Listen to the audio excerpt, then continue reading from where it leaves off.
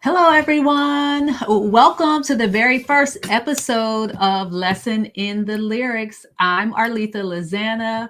I am the CEO of Transforming Communities, where we're all about empowering Black women entrepreneurs and leaders through effective operations management. So I know that sounds sexy, but you'll learn more about that and why.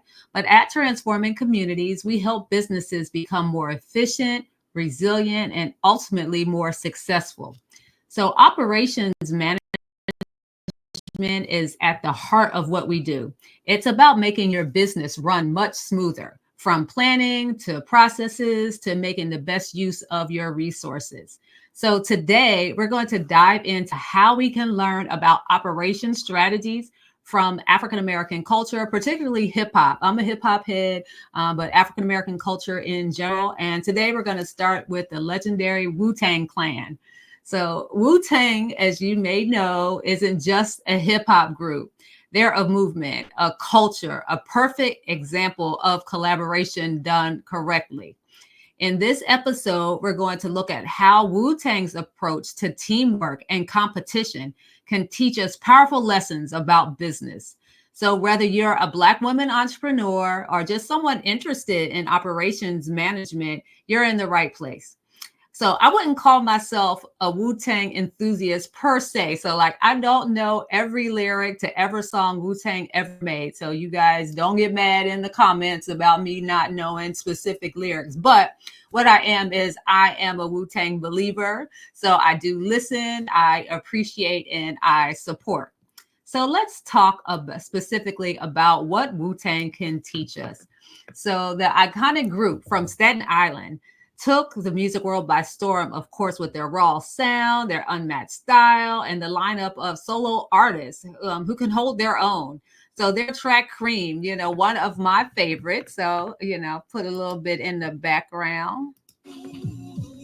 Right? So we all remember Cream. So cash rules everything around me. It became like a rallying cry for everyone, for like entrepreneurs, for hustlers, just people in general, right?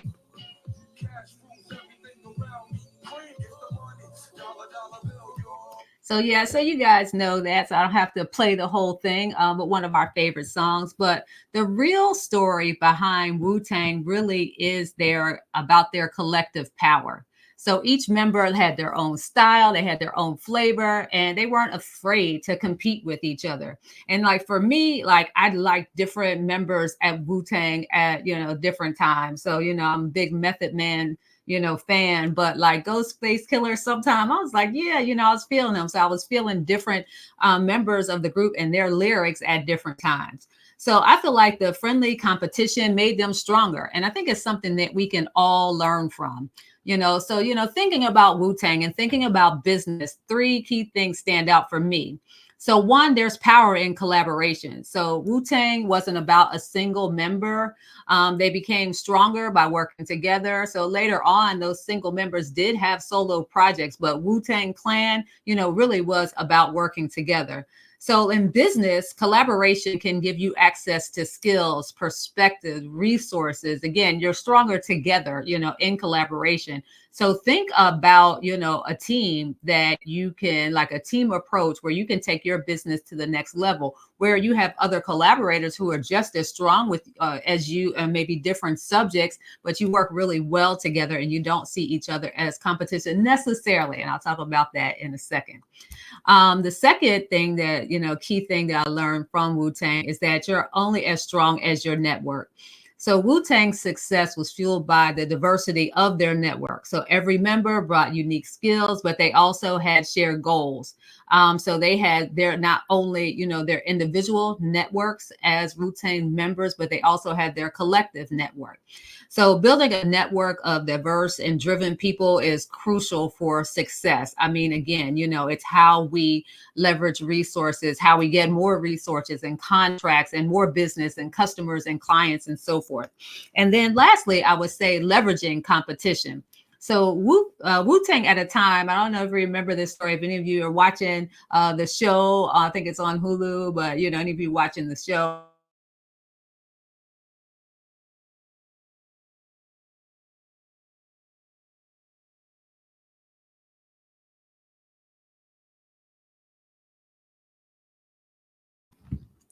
Sorry about that. It looked like my internet had like a little connection. So any of you who are watching the show, or just know in general that Wu-Tang faced bootleggers.